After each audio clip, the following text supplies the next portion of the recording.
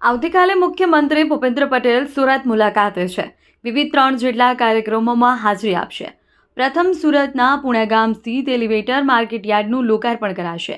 મુખ્યમંત્રી ભૂપેન્દ્ર પટેલ, કેન્દ્રીય કેબિનેટ જળશક્તિ મંત્રી સી.આર. પાટીલ અને નાયબ મુખ્યમંત્રી હર્ષ સંઘવીના હસ્તે લોકાર્પણ થશે.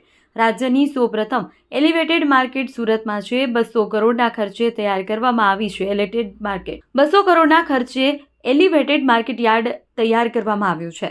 જૂની એપીએમસીમાં જગ્યા ઓછી પડવાથી એલિવેટેડ માર્કેટ યાર્ડ તૈયાર કરવામાં આવ્યું છે. યાર્ડમાં 105 દુકાનો, CCTV camera, goods lift, passenger lift, 2 wheeler અને 4 wheel parking, wash area, fire fighting system, canteen સહિતની સુવિધા રહેશે. ઉપરાંત યાર્ડમાં ખેડૂતો, હમાલી કરતા મજૂરો, ટ્રક ડ્રાઈવરો માટે નિઃશુલ્ક પ્રાથમિક શિક્ષણ આરોગ્ય કેન્દ્રની પણ સુવિધા છે. જ્યારે ખેડૂતોને એક જ જગ્યાએથી દવા, ખાતર અને બિયારણ મળી રહે તેની પણ સુવિધા ઉપલબ્ધ છે.